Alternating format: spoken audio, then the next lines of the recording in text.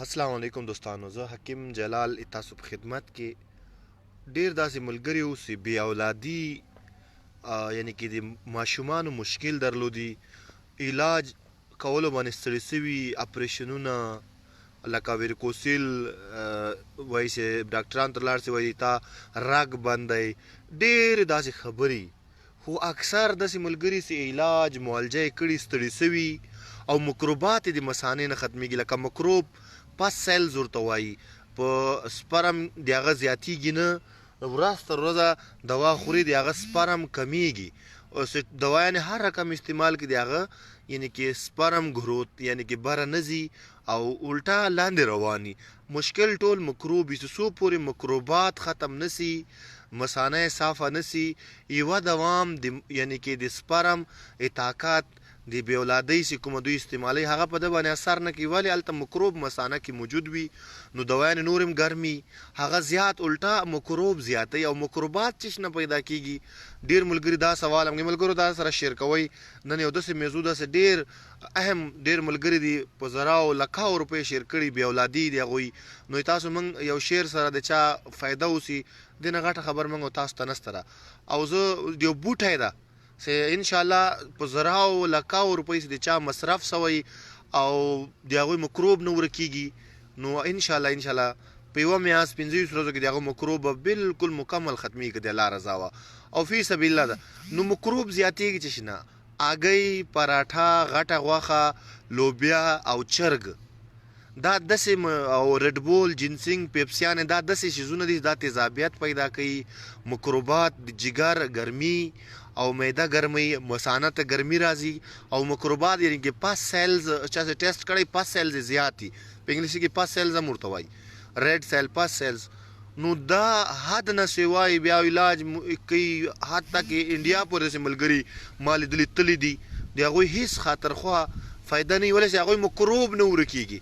نو یوه ونه ده هغې ته بکیاڼه موږ وایي، تاسو یې پېژنئ، بکیاڼه ورته وایي، د هغې پاڼې ما سره موجود دي، دا کتلی سئ، دا د پاڼې دي ونې، دا ما راشکولي دي، ما کور کې دننه ونه ده، دې ټایم کې لږ زیړې اوښتې، دا تکې شنې پاڼې لري بکیاڼه، او ګرد ګرد د بینټو په شانتې د دې کې یعنې کې ګرداړې نیسي، دې میوه یې ترخه غوندې، حد نه زیاته دا ترخی. نو دا د مثانې مکروبات هغه ملګري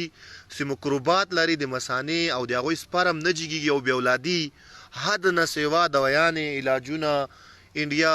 داسې ملګري ستا سیان، بلجیم، فرانس، جرمني پورې تلي بیچارهګان، انډیا خو معمولي خبره ده، خو د هغوی مثانې مکروبات نه ورکېږي او هغوی ته پته نه لګېږي چې د موږ اوس ولې موږ باندې ډاکټرانو دوايانې یا د حکیمانو دوا ولې اثر نه کوي. اثر په دې نه کوي چې مثانه کې هلته مکروب بقایي، دوی نور دوايانې ګرمې خوري او مکروب نور ورځ زیاتېږي. مکروب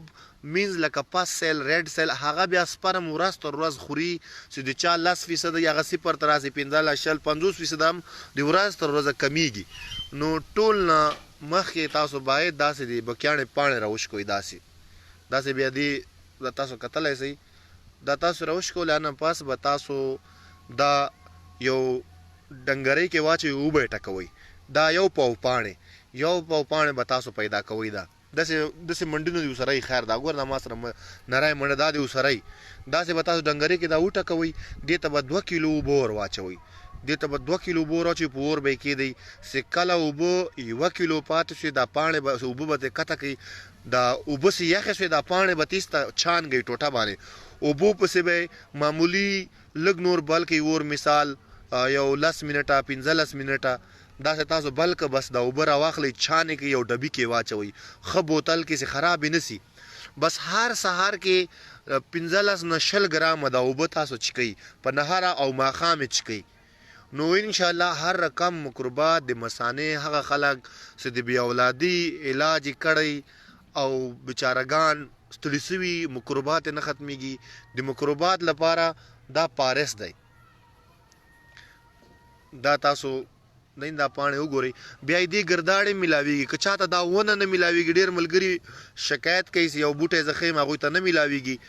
داسې تاسو بیا مثال پنسار ته لاړئ، پنسار ته به تاسو ورته تخم بکاین، د بکیاڼې تخم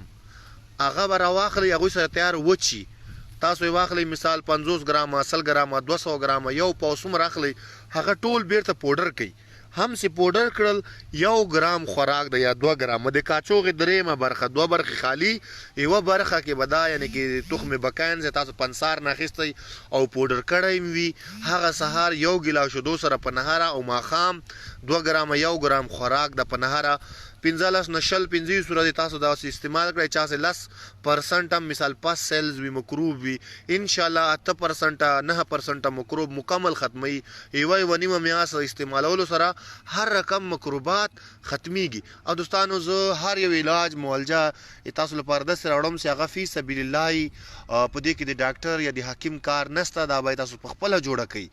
او دا ونی ما سره موجود نه دا دوا چاته نو ور کوم ډیر ملګری بیا ز ښکارا کوم د دې کې ما سره دې دوا نو ور کوم د لپاره ز فی سبیل الله دا خیم دا هر یو سړی سدام نشي جوړولای بیا داغه الله حافظ دی دا ډیر اسانه او ملګردار سره شیر کوي ویډیو سه ډیر ملګری د سی د ما پیج ګوري لایک کوي نه فالو کوي نه نو بیا هغه ټلیفونو کې ویډیو ته ورکې د ما پیج مرته معلومیږي ما ته تا کوم پیج دا ورور مونږ ویډیو کتل دسه نو مونږ تم پریشانی سه هر یو سړی راځي باید بلا پیج د مونږ لایک کی فالو کی هغه دغه فائدې سه مونږ سره رابطه وکي او مونږ سره ټیم نه نو بیا مونږ ورته ویډیو خيو هغه په خپل هم بیا سه ما پیج د ورسې نو علاج معالجه تر کولای شي دوباره بیا درته زوم دا پانه سره واخلي لازمي نه دی سه څومره وزن یا څومره وزن نه لکه لاس چند اوبه پکې واچوي یو پاو دا پاڼې راواخلئ داسې ډکو سره ویې ټکوئ دې کې 2 کیلو اوبه واچوئ په اورې کې دې چې کله اوبه نیمایي پاتې شوي ټوټه باندې به یخې شوي ټوټه باندې به چاڼ کړي دا پاڼې به تیز ته خطا کړي یو 10-15 منټه به بیا په اور باندې کېدی بس هغه نه پس اوبه راکته کوي صافې چاڼ کوي په ټوټه باندې بازرګي دې نه تاسو سهار 15 ګرامه 10 ګرامه 10 ګرامه چکی په نهاره باندې نو ان شاء الله دا د ګردو مکروبات ختمي پاس سیلز د مثانه مکروبات هغه مکروبات چې دنیاي علاجونه خلق کړي او ستړي سوي د هغه مکروبات نور کېږي بیا اولادي منځ ته ان شاء الله د سره کېږي خو وخت السلام علیکم